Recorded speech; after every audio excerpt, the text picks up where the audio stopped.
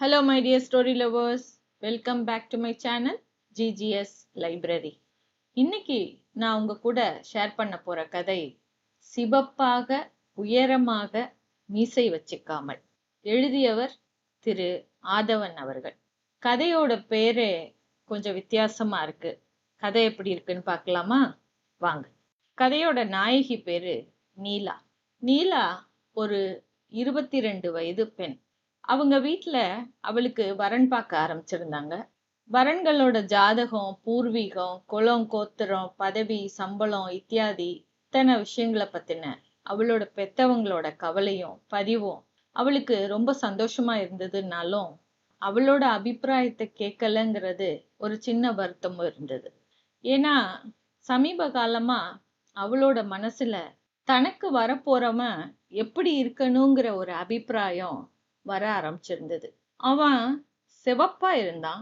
ஆனா அடிக்கிற சிவப்பா இல்லாம பதவிசான சிவப்பா இருந்தான். உயரமா இருந்தான். எந்த அளவு உயரம்னா நீலாவை விட 1-2 அங்குலங்கள் தான் உயரம்.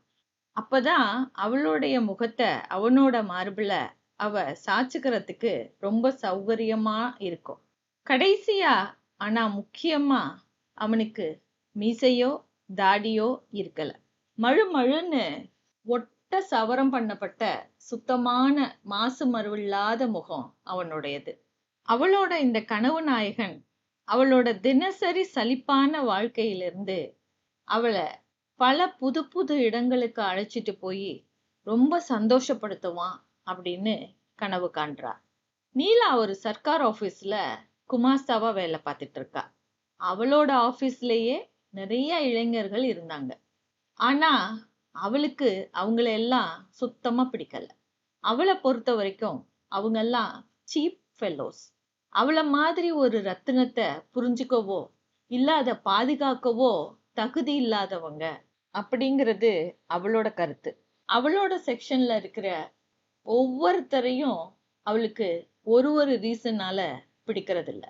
இருந்தாலும் அவளுக்கு ரொம்பவே பிடிக்காத ஆசாமி அப்படின்னா அது கேசவன் தான். கேசவனை அந்த செக்ஷன்ல இருக்க எல்லாரும் அளவுக்கு மீறி தூக்கி வச்சு பேசுறது அவளுக்கு கொஞ்சம் கூட பொறுக்கிறது இல்ல. இவங்க கொடுக்கிற இடத்தினாலதான் அவனுக்கு திமிர் அதிகமாகுது அப்படிங்கிறது நீலாவோட நினைப்பு. அவளுக்கு கிடைக்காத ஒரு விசேஷ கவனிப்பும் ஸ்தானமும் அவனுக்கு கிடைச்சிருக்கிறது அவளோட மனச உறுத்தும். இது மாதிரியான சமயங்கள்ல அந்த பொறாமையையும் உறுத்தலையும் வெளியில காட்டிக்காம ரொம்பவே சிரமப்பட்டு தன்னோட முகத்தையும் பாவனைகளையும் அலட்சியமா வச்சுக்குவா. எனக்கெல்லாம் இது ஒண்ணும் பெரிய லட்சியம் இல்ல அப்படிங்கிற மாதிரி. ஒரு நாள் குப்புசாமி கேசவன் கிட்ட பேசிக்கிட்டு இருந்த போது அவ அப்படித்தான் மூஞ்சிய அலட்சியமா வச்சுக்கிட்டு இருந்தா. உனக்கு எந்த மாதிரி வைஃப் வரணும்னு ஆசைப்படுற அப்படின்னு கேக்குறாரு குப்புசாமி கேசவன் கிட்ட. எந்த மாதிரின்னா அழகானவளாவா? அழகானவளா வரணும்னு யாருக்குத்தான் ஆசை இருக்காது? அவன் சொல்லவும் குப்புசாமி சொல்றாரு, ரொம்ப அழகா இருந்தாலும் மேனேஜ் பண்றது கஷ்டம் பாத்துக்கோ அப்படின்னு. உடனே கேசவன் கடகடன்னு சிரிச்சான்.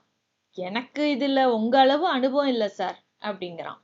அப்படி அவன் சொன்னப்போ தன்னோட பக்கம் அவனோட பார்வை திரும்பினா மாதிரி நீலாவுக்கு தோணுது.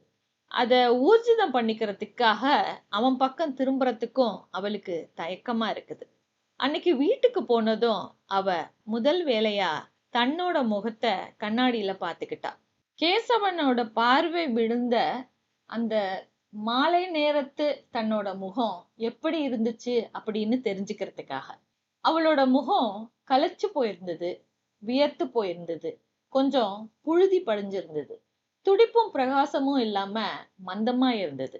இதுதான் அவளோட முகம், இதுதான் அவளோட அழகுன்னு கேசவன் தீர்மானிச்சிருப்பானோ? அப்படி ஒரு எண்ணம் அவளுக்கு வந்த மறுகணமே, செச்ச அவன் பார்க்கும்போது என் முகம் எப்படி இருந்தா என்ன, இவன் என்னை பத்தி என்ன நினைச்சா என்ன அப்படின்னு நினைச்சுக்கிட்டவ அவனை பத்தி மறக்க முயற்சி பண்ணான். ஆனா மறுநாள் காலையில ஆபீஸ்க்கு கிளம்பும் போது வழக்கத்தை விட அதிக சிரத்தையாவும் பிரயாசையோடையும் அவ தன்னை அலங்கரிச்சுக்கிட்டா. அவனுக்காகலாம் இல்ல, அவன் மூலமா தன்னை திருப்தி படுத்திக்கிறதுக்காக அப்படின்னு சொல்லிக்கிறா.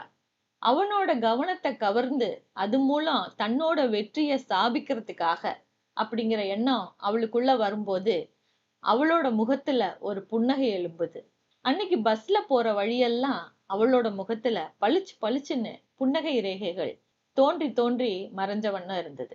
அவளோட செக்ஷன்ல நுழைஞ்சப்போ கேசவனோட நாற்காலி காலியா இருந்தது. அட்டெண்டன்ஸ் மார்க் பண்ணிட்டு தன்னோட இடத்துல வந்து உட்கார்ந்தப்போ ஒருவேளை இன்னைக்கு மட்டம் போட்டுட்டானோ அப்படின்னு நினைச்சா. ஆனா அவன் மட்டம் போடல. 10:45 மணிக்கு வந்தான். லேட்டா வந்த குற்ற உணர்ச்சினால அவசர அவசரமா ஃபைல் கட்டுகளை பிரிச்சு வேலைய ஆரம்பிச்சான். நீலா கைகளை உயர்த்தி தன்னோட தலையில வச்சிருந்த பூச்சரத்தை சரி பார்த்துக்கிட்டா. கிளிங் கிளிங்னு வளையல்கள் குலுங்குது. அவன் நிமிரல.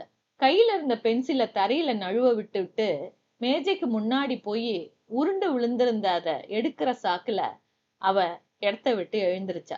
சரக் சரக்குன்னு குனிஞ்சு பென்சில பொறுக்குனா. கிளிங் கிளிங். அவன் நிமிரவே இல்ல. அவளுக்கு எரிச்சலா வந்தது. இன்னைக்கு திடீர்னு அவனோட கவனத்தை கவர்றதுதான் ஒரு முக்கியமான கௌரவ பிரச்சனையா ஆகியிருந்தது அவளுக்கு.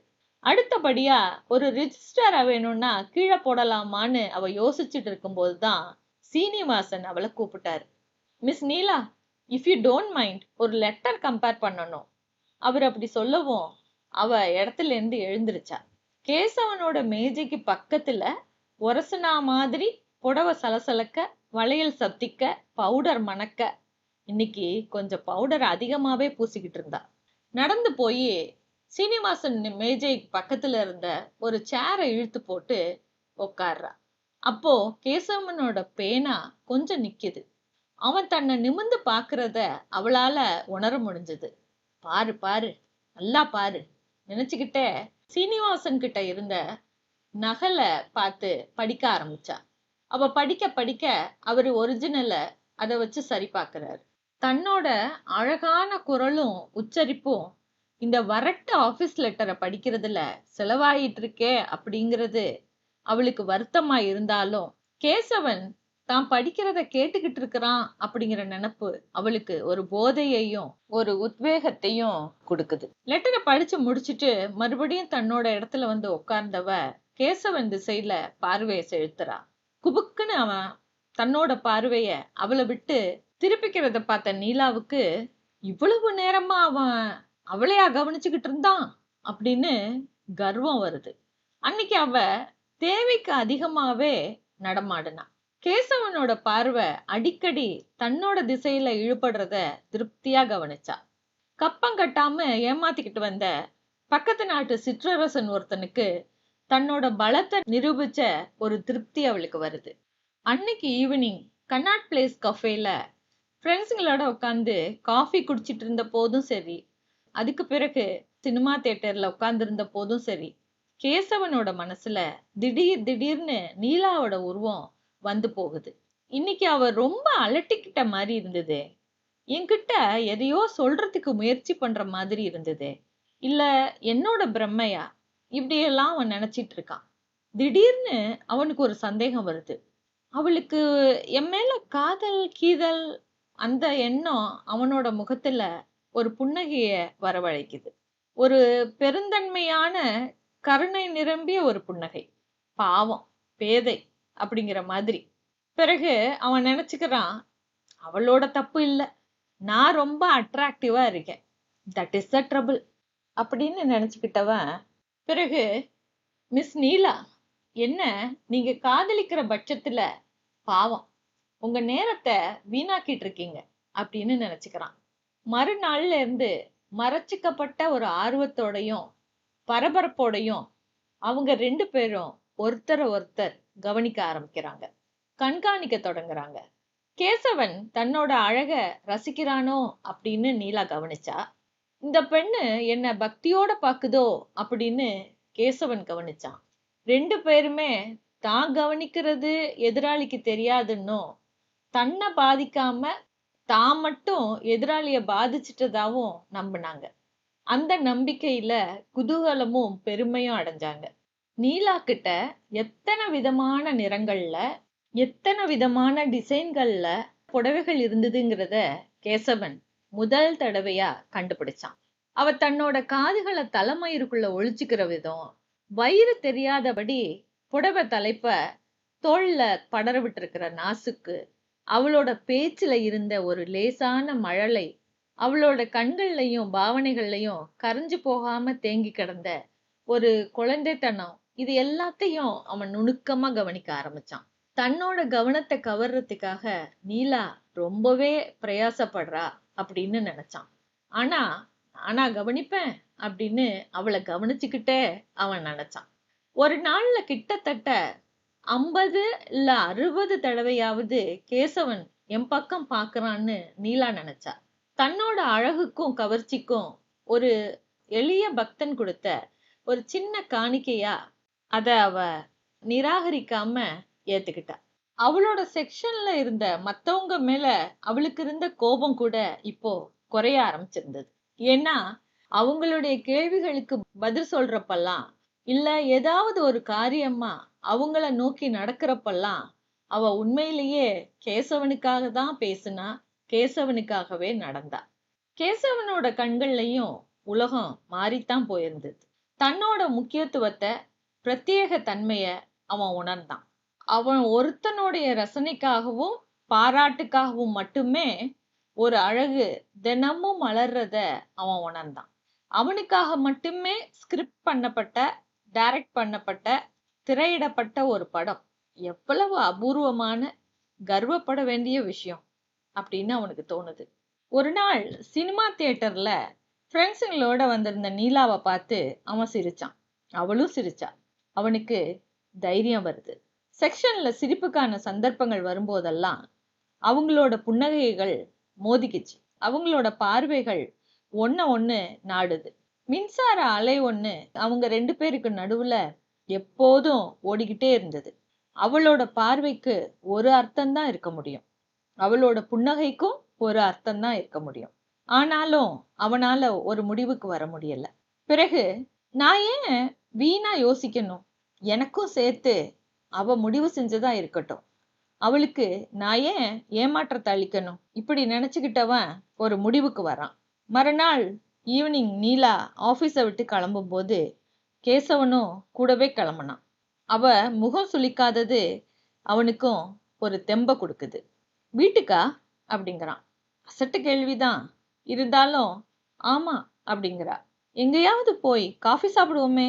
அவன் இப்படி கேட்டத நீலா எதிர்பார்க்கவே இல்லை அப்படிங்கிறது அவளோட முகத்தோட நிறம் மாறுறதுல இருந்தே தெரியுது. அத சமாளிச்சுக்கிட்டு, இல்ல நான் வர்றதுக்கு இல்ல அப்படின்னு சொல்றா. ஏன் கேட்டான் கேசவன். ஒரு வேலை இருக்கு, நான் நம்பல. அவன் சொல்லவும் அவ பதிலே பேசாம நடக்கிறா. கேசவனுக்கு தாங்கிக்கவே முடியல. இவ்வளவு நாள் யோசிச்சு யோசிச்சு ச்சே இதுக்கா அப்படின்னு தோணுது. உணர்ச்சி வசப்பட்டவனா ப்ளீஸ் அப்படின்னு சொல்லிக்கிட்டே அவளோட கைய பிடிச்சான். அவ்வளவுதான்.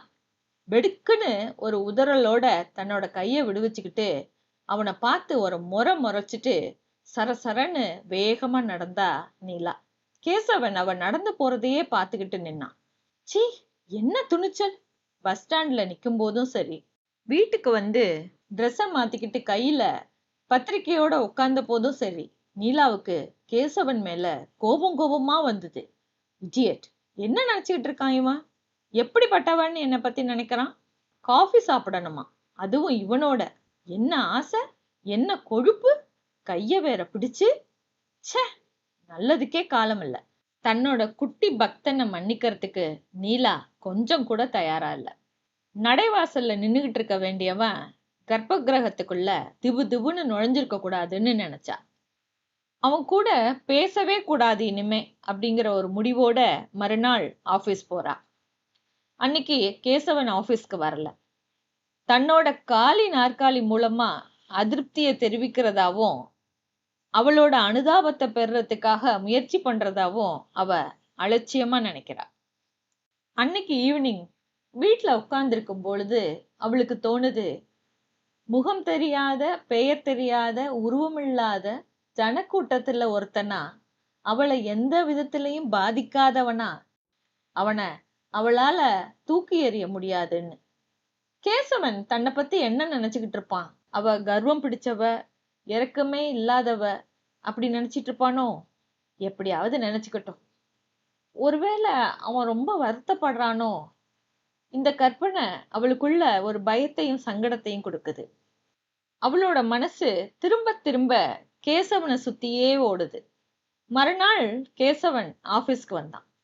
ஆனா அவன் கேசவனா இல்ல, கலகலப்பாவே இல்ல. சுத்தம் முத்தும் பார்க்காம, சிரிக்காம, காரியமே கண்ணா இருந்தான். நீலா அவனோட மாறுதல்களை கவனிச்சவளா, ஆனா அதை கவனிச்ச மாதிரி காட்டிக்காதவளா உட்கார்ந்திருந்தா. கேசவன் வாய்ப்பு கிடைக்கும் போது அவகிட்ட ஐ எம் சாரி அப்படின்னு மன்னிப்பு கேட்க போறான்னு அவ எதிர்பார்த்தா.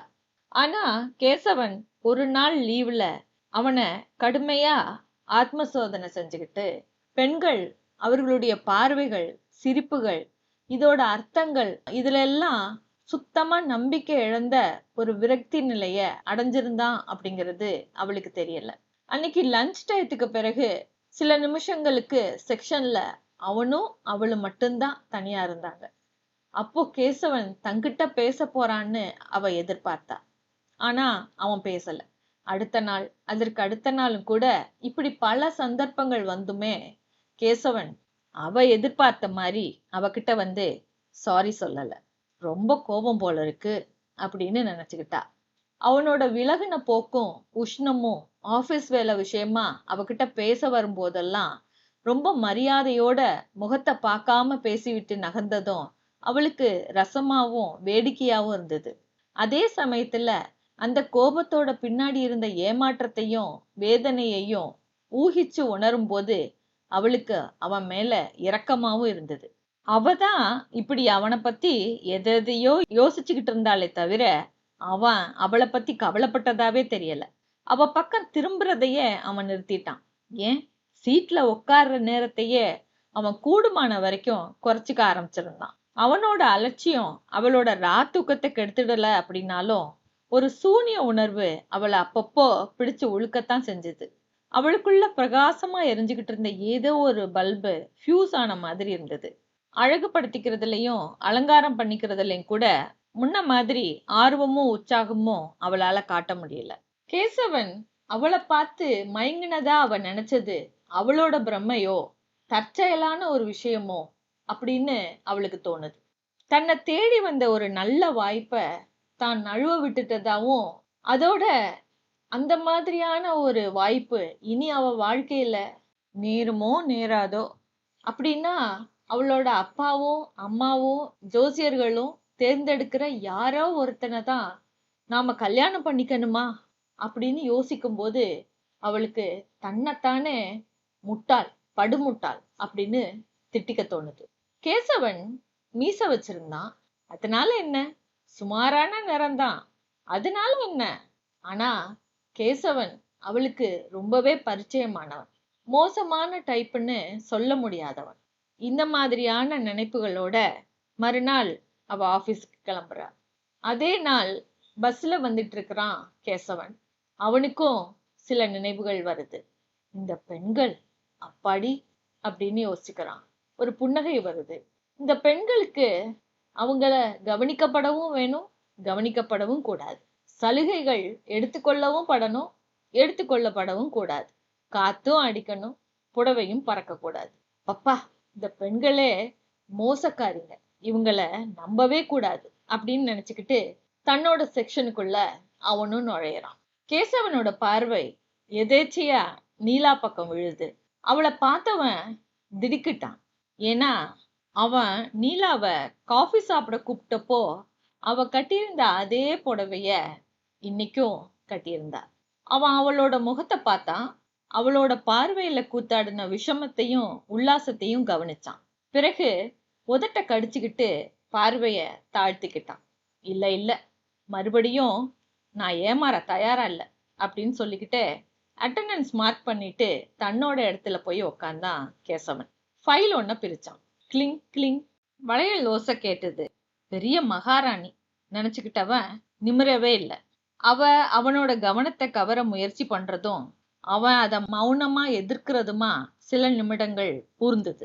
திடீர்னு பியூன் பராங்குசம் கையில ஒரு காஃபி டம்ளரோட செக்ஷனுக்குள்ள நுழைஞ்சான்.